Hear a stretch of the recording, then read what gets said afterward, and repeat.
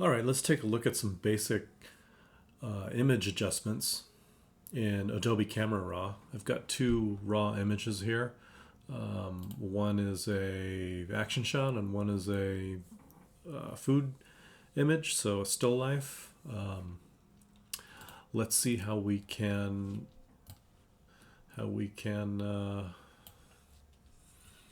clean up, fix, otherwise recover images. This is an image that I took in a restaurant. The lighting situation was something I couldn't control, so the lighting is bad.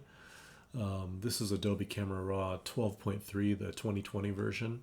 So if you've used Adobe Camera Raw before and the interface is not familiar, it's because the interface is a lot more like Adobe Lightroom. So let's take a look. I think we'll just be in the basic tools. First thing I'm going to do is adjust the white balance. You see that there's some kind of interior lighting which is giving a magenta cast here. I'm going to do auto, just see where that gets me. That's pretty good. Maybe what I'll do is I'll take one of these little bits of glare and set that as my white point.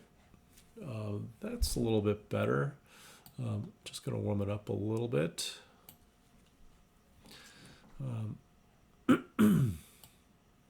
Now I'm going to just take a look at these basic controls here. They're very much like Adobe Lightroom, if you're familiar with Adobe Lightroom.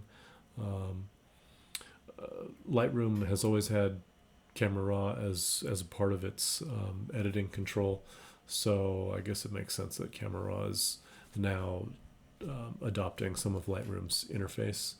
I'm going to just use these basic controls to one, make the colors look natural and pleasing, and two, I'm going to take a look at this histogram up here. I want to try to recover as much detail as I can in this image so that there's more visually to read, and that means getting this histogram to increase the amount of information on it. So maybe one thing I'll do is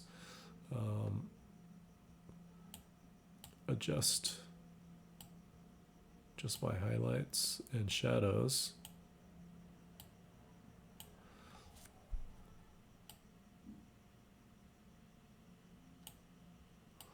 Make it a little bit brighter. Make the brights brighter and the darks darker. These settings here would be kind of your standard basic image settings. These here, texture, clarity, and dehaze, they're combinations of these. So texture is increasing some sharpness or removing sharpness. In this case, I'm going to remove a little bit because I don't need it to be too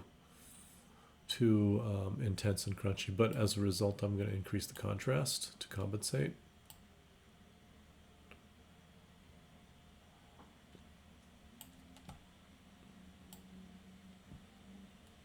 Okay.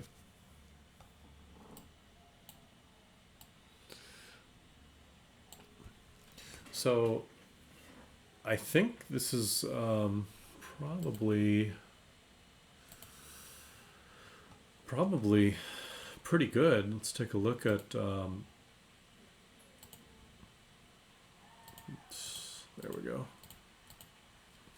a before and after. That's a big difference. So with this this editing work, we actually haven't added any information into this image. We've simply selected from the information that's existing in the raw file, which is much more than what we can see, and have decided to show certain filter certain tones and leave out others. So this edited image is much more superior visually to look at than the inbound image. So we'll send this into Photoshop.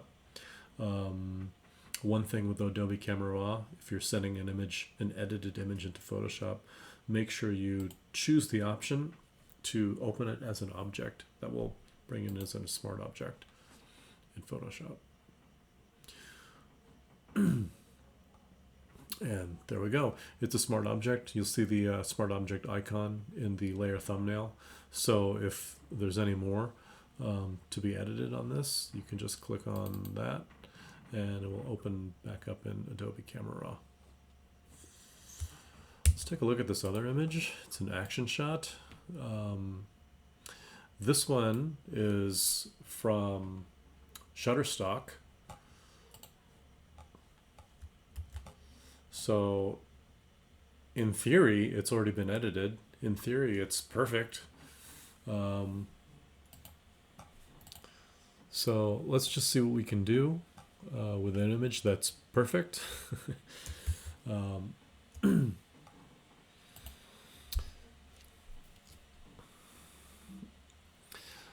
One thing that we can do is use Adobe Camera Raw's basic tools to explore the possibilities of the image. And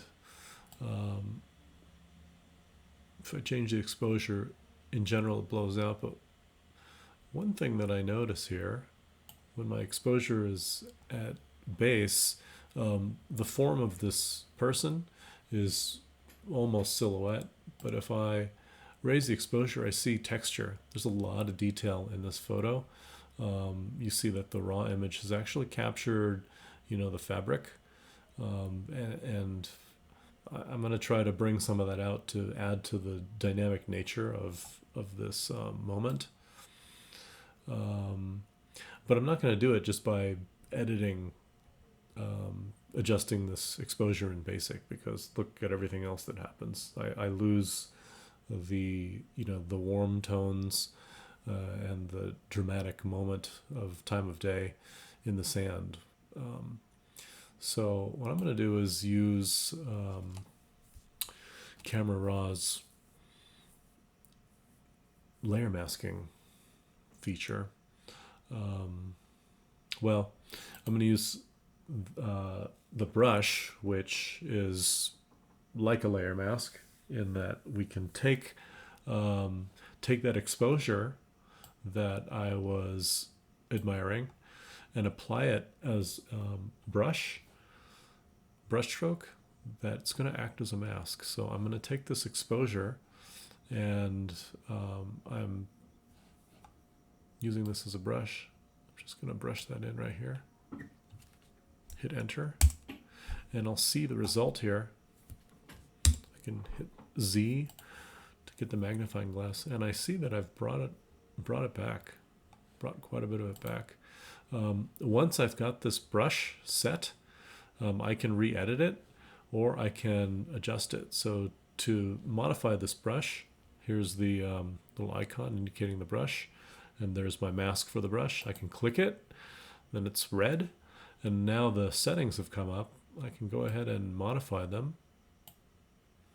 So maybe I turn that down, maybe I turn the crispiness up on this, and then I'll press enter to commit.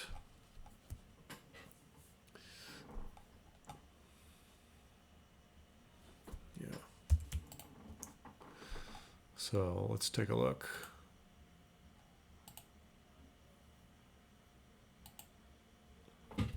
Okay.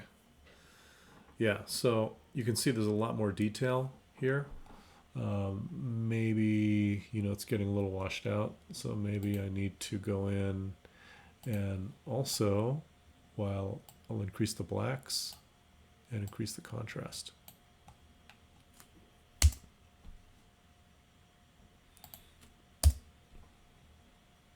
That's better.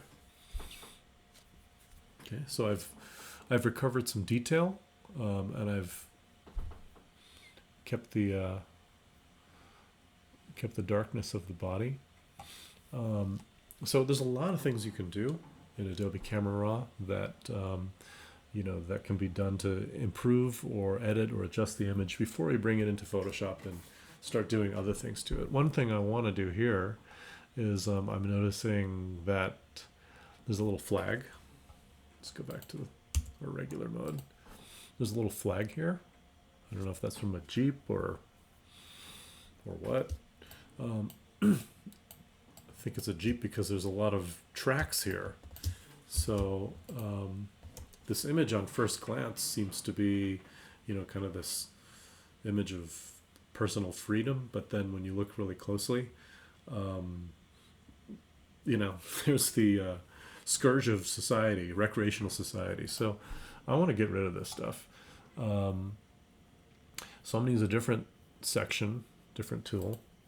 This healing section has all the clone stamp features and healing brush features. So it acts like a brush. So I get this brush icon.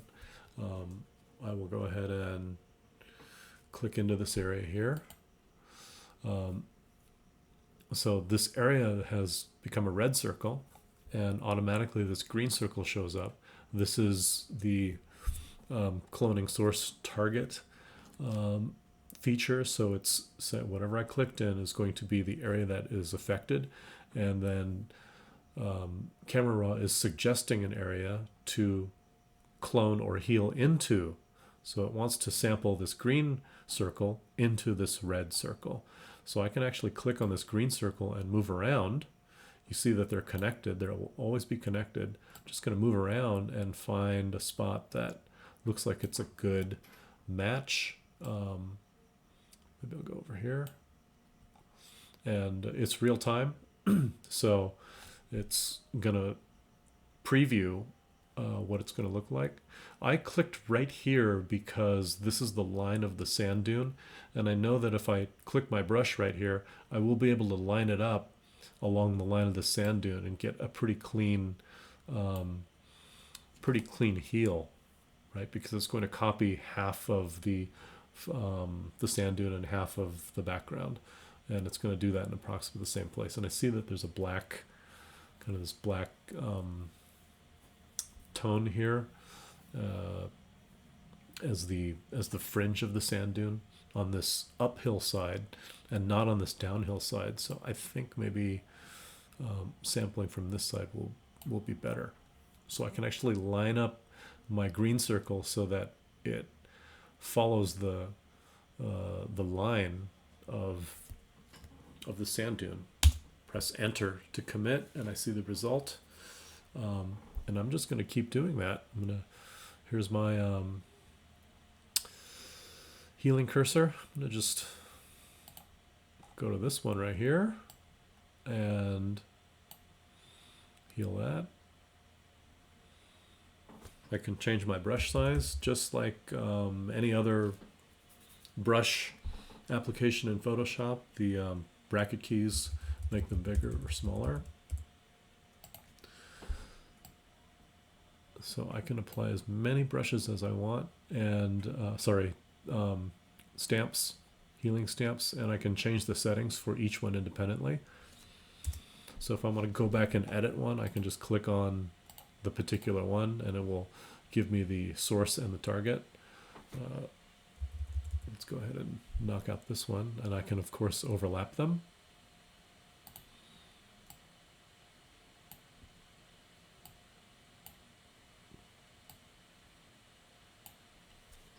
Okay. All right. So here is the before with a little flag, and here's the after. There's no flag, so that's good. What else? Oh yeah, the tracks here, the road. I want to get rid of this. Well, not the road, but I want to get rid of a lot of these tracks. Because I know that if I brought it into Photoshop, maybe I'd want to do that anyway. So why not do that on this source image before I bring it into Photoshop? Let's see, how can I do this? I will do this with a brush. So I'm going to go to my brush tool.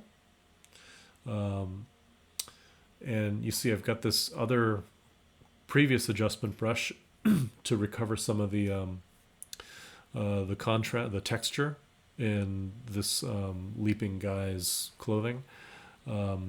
Just like with my healing stamp work, I can put multiple instances down. So I'm going to create another brush, click this, and then brush in, just follow these tracks here. So with this, I'm going to take down the clarity and the texture, because I know that clarity, taking down the clarity and the texture,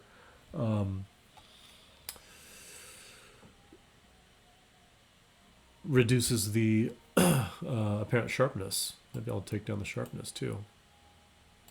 Let's just take it all way down, and hit return. Click on that brush icon and hit return. So check it out.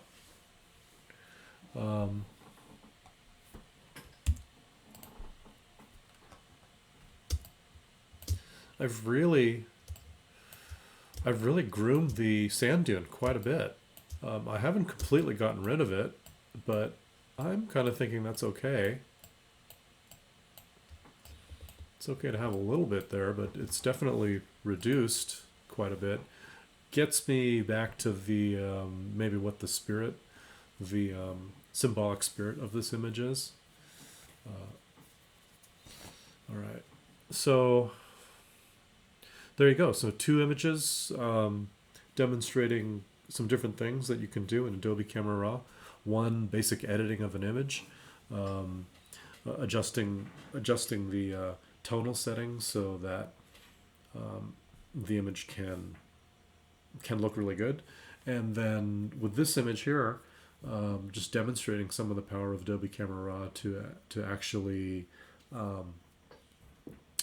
retouch or reconstruct elements in the image before you bring it into Photoshop. Again, when you do bring it into Photoshop, make sure you're bringing it in as an object in case you do need to continue editing it. Okay? All right. Have fun with Adobe Camera Raw.